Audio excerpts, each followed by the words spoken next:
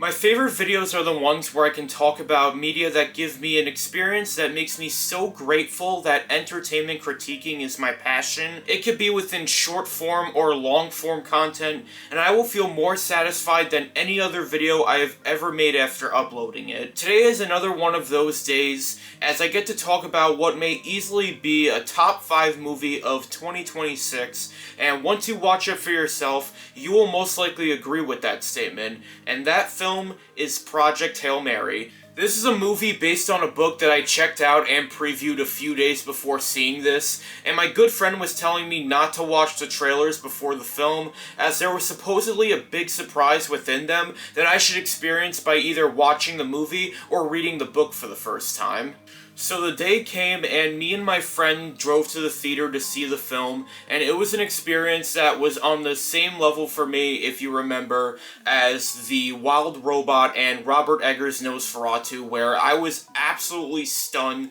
by the sheer amount of effort and passion that went into every single aspect of this movie. As someone who only read the first 50 pages of the book and only got the gist of the beginning, I can safely say that Phil Lord and Christopher Miller not only faithfully understand the source material, but know how to create a perfect and beyond powerful experience for people who are unfamiliar with it. Project Hail Mary stars the glorious Ryan Gosling as a science teacher named Ryland Grace, who is forced into a space mission where he must solve the mystery of a parasite that is draining the sun, threatening to end humanity. He starts out waking up and not knowing who he is or how he got on a spaceship so far into space, but soon enough, we learn about his backstory through gut-wrenching flashbacks and him coming to terms with his mission, which also leads him to forming a beautiful friendship with another life form that I will get into soon enough.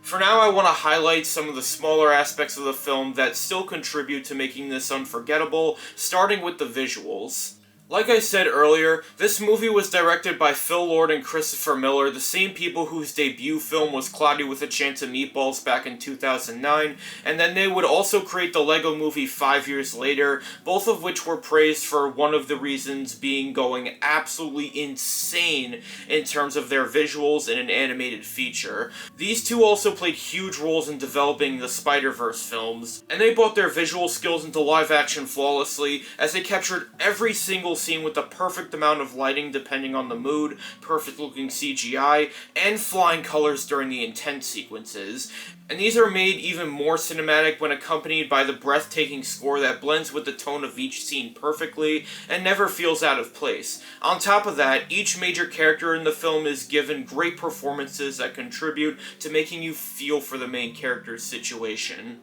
Ryan Gosling as the star of the show knocks it out of the park as usual, as you really feel for this man who is forced to throw his life and everything he cared for away because he is the chosen one when it comes to saving life on Earth. Seeing him slowly come to terms with his life before the mission and recalling his most pleasant memories was devastating to watch because he knows that he'll never be able to live more moments with these people again. This movie gives off such an incredibly powerful tearjerker of an isolated and lonely feeling that'll really hit home whether you've ever felt those feelings or not.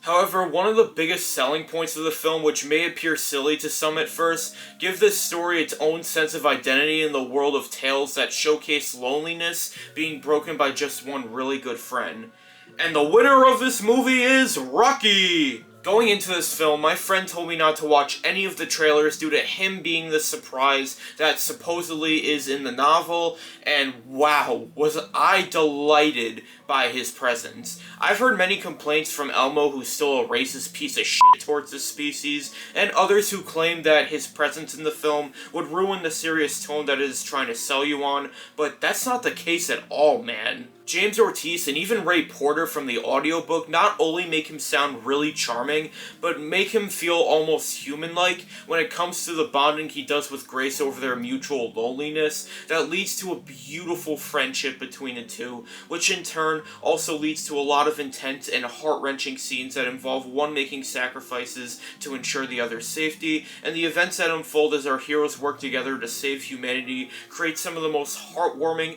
and also heartbreaking moments I've seen in any film this decade so far. And if you were touched by a beautiful space story like Interstellar, this will surely give you a similar feeling, and once you are done with the film, you may or may not walk out with dry tears on your face like me, but it will surely stick with you like a burning memory.